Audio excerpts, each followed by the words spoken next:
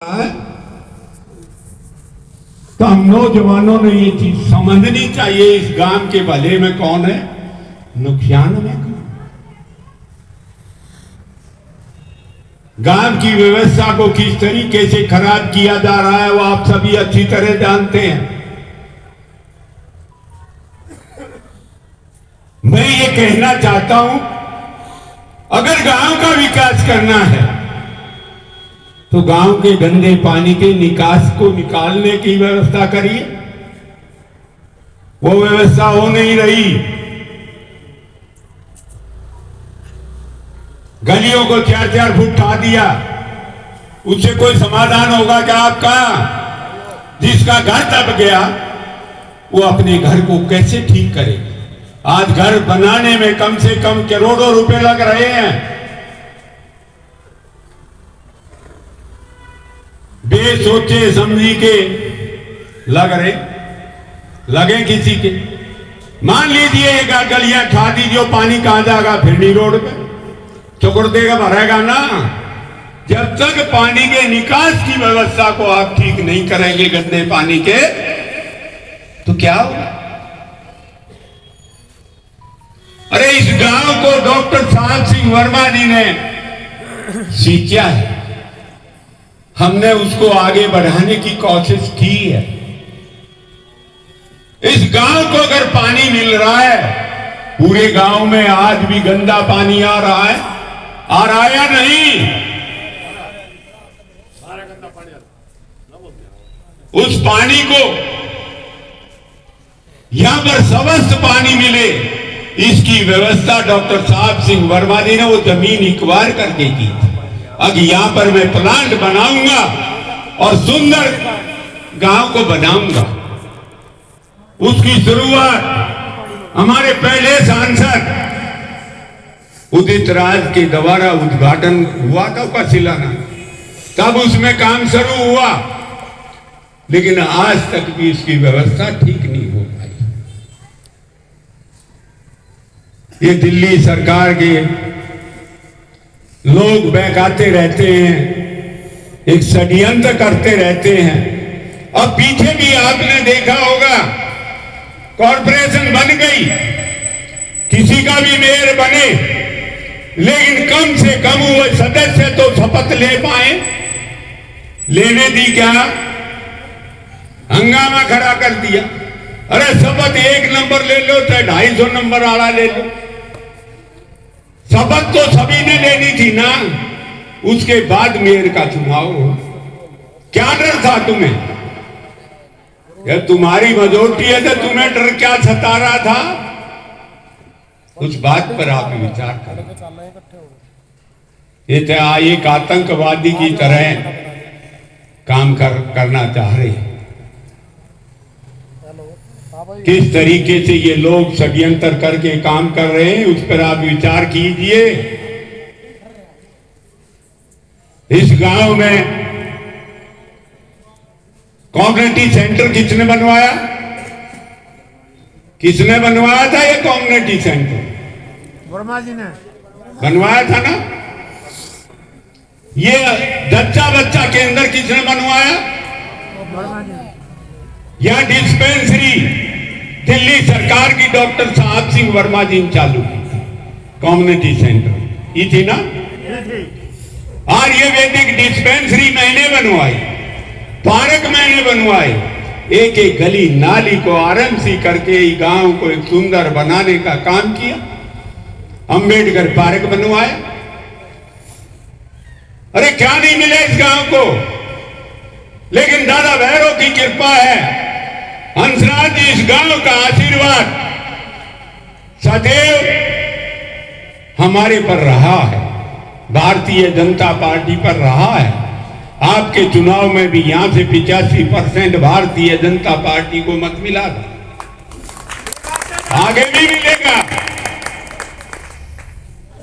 मैं तो दादा भैरव की इस गांव का आशीर्वाद हमारे सिर पे है, तो हम इस सब अड़चनों को पार करते हुए विकास के काम करेंगे।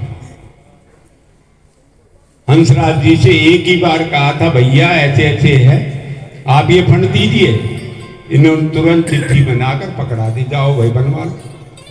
आज उस पे वे ड्रामा करने लग रहे। अरे कॉरपोरेशन की जमीन है, कॉरपोरेशन के रोड हैं, उस पे अगर गलत काम कर रहे हो तो आप लोग कर रहे हो, आपने परमिशन लेनी चाहिए, कॉरपोरेशन से क्यों नहीं ली? लेकिन फिर भी हम कुछ नहीं बोले। लेकिन आज एक मेन रास्ता है, उस पे हंसराज जी के फंड से ये बन रहा है, इस पे भी जलन हो रही है। अगर हंसराज जी से क्यों बनवाया, बीजेपी क्यों बना रही है, और कौन बनाएगा? अरे जो जो काम किए, इस गांव का नाम, आज भी कोई आदमी बाहर भी चला जाता है और वो बताए मैं मुंडके का हूं, तो ये कहते हैं डॉक्टर साहब सिंह वर्मा के गांव का। जिस अधिकारी के पास गांव का कोई पहुंच जाता है, वो अधिकारी भी ये सोचता है कहां उनके गांव का। अरे वो तुम्हारे लिए कितना कुछ कर गए, कितना हमने कर दिया। इस गांव को आगे बढ़ाने के लिए ये गांव एक आदर्श गांव था। भाइयों, मैं आपको सच्चाई बताना था। मैं जब कहीं जाता हूं तो लोग कहते हैं ये वही गांव है डॉक्टर साहब सिंह वर्मा का, मास्टर आजाद सिंह जी का, जिन्होंने इस पे काम किए थे। आज क्या ये वही गांव है? मुंडका से बक्करवाड़ा चले जाओ, जा सकते हो क्या? 2-2 फुट पानी भरा, आरएमसी का रोड बनवाया था, नालियां बनवाई थी, आज वो रोड खत्म। मुंडका से कमरदीनगढ़ चले जाओ क्या इन रोडों? नरोला रोड ऐसे उसकी ऐसी तैसी करके गिर रखी। ये किस तरीके से, किस भावना से बनाए थे? क्योंकि हमारा देह था नर सेवा नारायण सेवा, और आप पार्टी का देह है पैसा कमाओ, पैसा लाओ, कुछ भी करो, कहीं से भी करो। आज किस तरीके से हमारे लोग तंग हो रहे। इन लोगों ने राजनीति को एक व्यापार बनाकर रख दिया।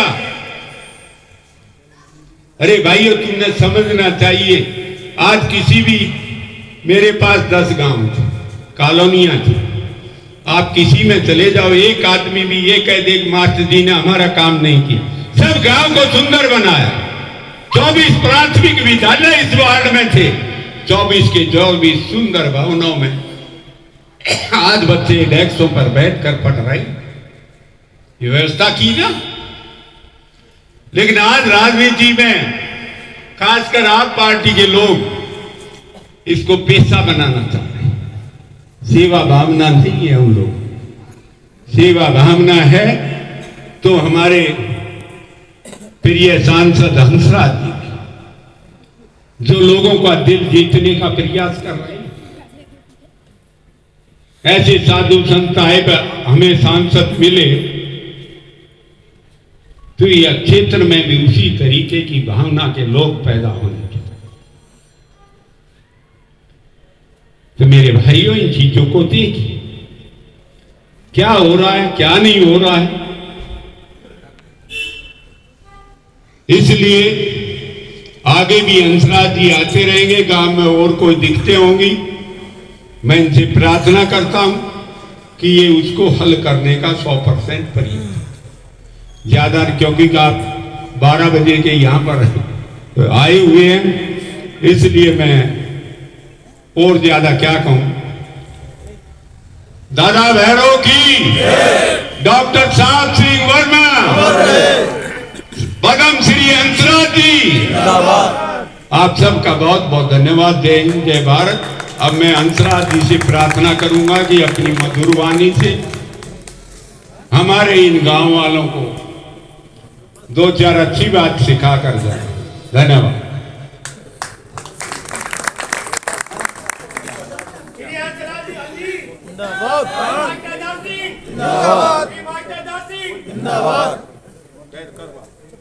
दादा भैरव जी की, दादा भैरव जी की जय श्री राम।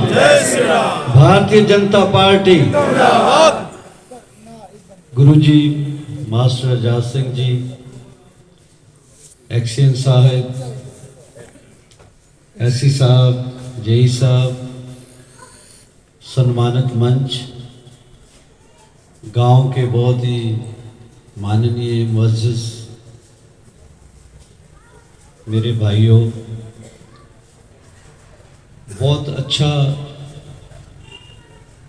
ये गांव होना चाहिए था, मॉडल होना चाहिए था, पूरी दिल्ली में सबसे अच्छा ये होना चाहिए था, क्योंकि ये साहिब श्री साहिब सिंह वर्मा जी का गांव है।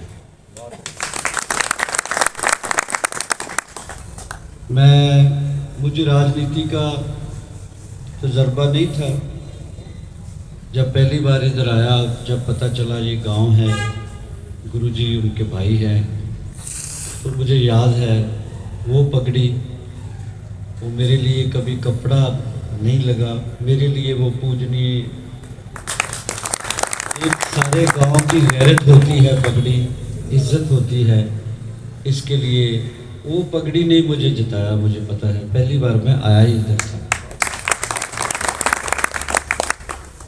अब होना तो चाहिए था ये मॉडल,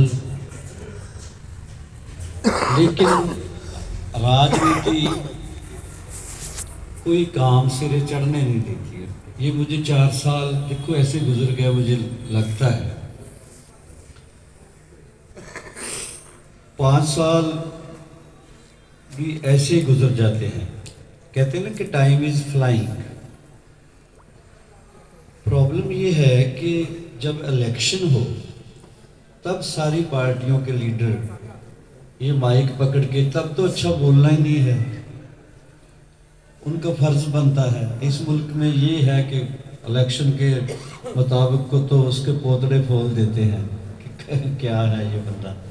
मैं सोचता हूँ कि इलेक्शन के बाद सारे इकट्ठे होकर पंचायत की शक्ल में सारी पार्टियों के लोग ये कहा करें कि भैया पार्टियों से ऊपर उठ के इस गांव का सुधार किया जाए, इस इलाके का सुधार किया जाए, तो फिर कह सकते हैं भारत माता की जय। ये जो नफरत है, जब इलेक्शन ही ओवर हो गया, आपने देखा होगा हॉकी मैच, उसमें एक दूसरे को गरम भी बोलते हैं, गाली गलोच भी करते हैं, लेकिन एंड ऑफ द डे उनका मतलब होता है मैच जीतना। बाद में इकट्ठे बैठ के वो चाय वाय भी पीते हैं। लेकिन इस मुल्क में पहले इलेक्शन में फिर लोग भी बट जाते हैं, और 5 साल बाद डेवलपमेंट क्या होनी वो उससे भी बदतर होता है हालत। और जवाब दे वो बंदा होता है, शर्म उस बंदे को आती है जो ऐसे सिर नीवा करके ये पगड़ी बांध लेता है, तो फिर क्या मुंह दिखाए आगे। बड़ी शर्म आती है इस सिस्टम पे। इलेक्शन में जोर लगाओ, अपनी पार्टी के लिए जो भी उम्मीदवार है उसके लिए जो कर सकते हो करो, कट्टर हो जो बेशक, लेकिन जब इलेक्शन हो गया उसके बाद ये बातें वो तकलीफ देती है। मैं कराड़ी जाता हूँ, नरेला जाता हूँ, इधर आता हूँ, तो बहुत बुरा लगता है कि ये भी दिल्ली का ही हिस्सा है। तो जहाँ तक एमपी फंड की बात है, वो तो गवर्नमेंट ने देना है, सेंट्रल गवर्नमेंट ने, माननीय मोदी से साहब ने, उनकी कैबिनेट ने, जहाँ जो सिस्टम बना हुआ है उसके अधीन, उसमें मेरा कोई भी वो मैंने क्या करना है, मेरा तो दिल करता है एक एक पैसा लगे और जल्दी जल्दी लगे। कोशिश करो, मोहब्बत करना सीख लो, कोशिश करो कि दुश्मन को दोस्त बनाना सीख लो। मैं तो सूफी फ़कीरों को मानता हूँ। एक जैन फ़कीर था, उसने उस पर छुरे का वार किया तो वो गिर गया फ़कीर। तो ऊपर कातिल बैठा है, कातिल को कहता है मैंने आपको पहचान लिया भगवान, ये भी तेरा रूप है।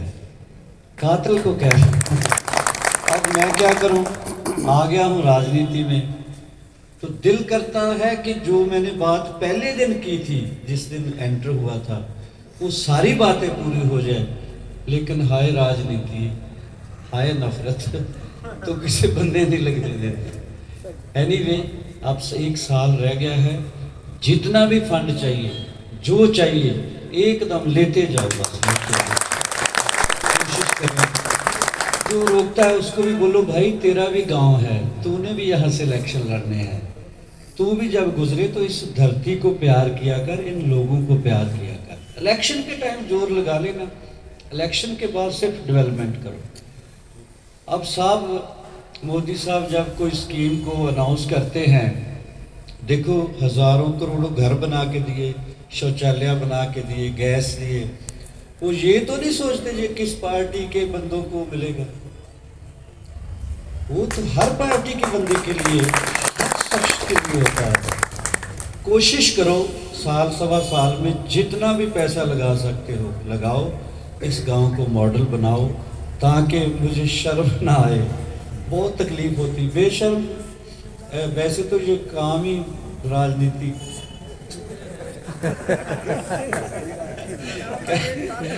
इस बार नहीं हुआ, कह देगा आगे जी अगली बार मैं जरूर करूंगा।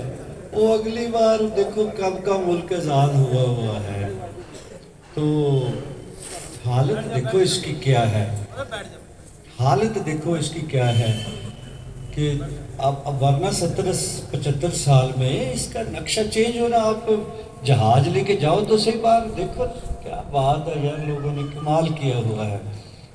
और करप्ट कोई बंदा हो तो उस पर थोड़ा सा ब्लेम लगे तो 1 सेकंड में वो छोड़ देता है कुर्सी।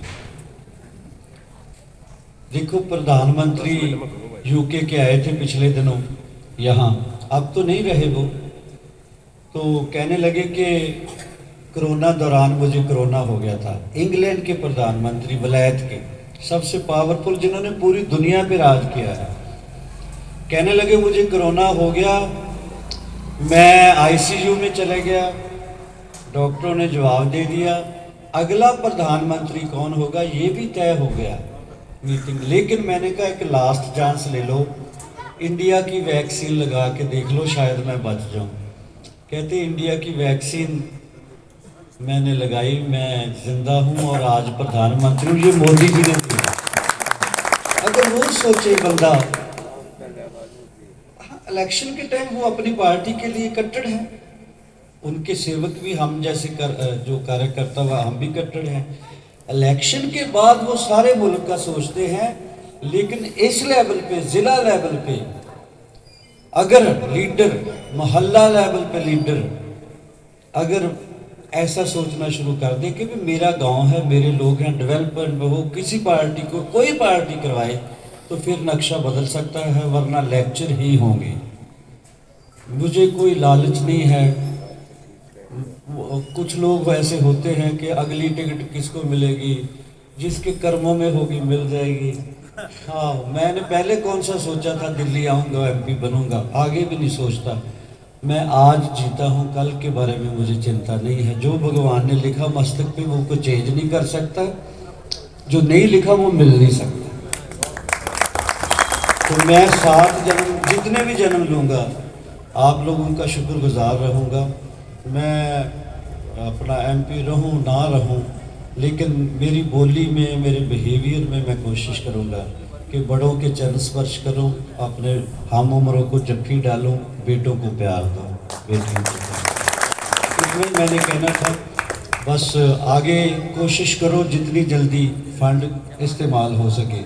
अगला चेक तैयार है। एक बार फिर दादा भैरा जी की खुश रहो, सेहत याब रहो। अच्छा, मैंने बात कर रहा था वलायत के प्रधानमंत्री की। आपने बोला था बिजनेस करते हैं और छोड़ते नहीं कुर्सी। जो बिजनेस करेगा, पैसा आ रहा है, वो क्यों कुर्सी छोड़ेगा? हाँ, जो सेवा करता वो छोड़ देगा।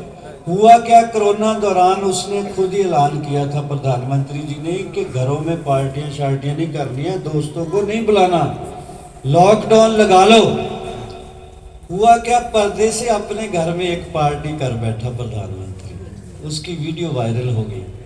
सिर्फ पार्लियामेंट में एक बार उसको बोला गया कि तेरे घर पार्टी हुई थी, बोला हाँ हुई थी। तो तूने तो खुद अनाउंस किया था पार्टियां नहीं करनी है कोरोना में, तू गुनाहगार है, कहता मैं गुनाहगार, उसी दिन रिजाइन कर दिया। यहाँ को छोड़ता कुर्सी, जितने 4 बंदे शमशान घाट ना छोड़ा अरे चिपके हुए हैं, पता नहीं। मैं सोचता हूँ 4 साल में यानी क्या हासिल कर लिया। 4 साल हो गए एमपी बने हुए।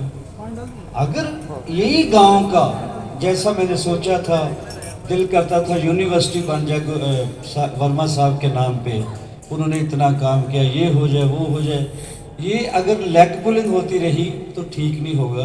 बस इतनी मैंने बेनती करनी थी। उद्घाटन करते हैं, फिर अगले की तैयारी करते हैं। ऑफिसर साहबान का बहुत शुक्रिया।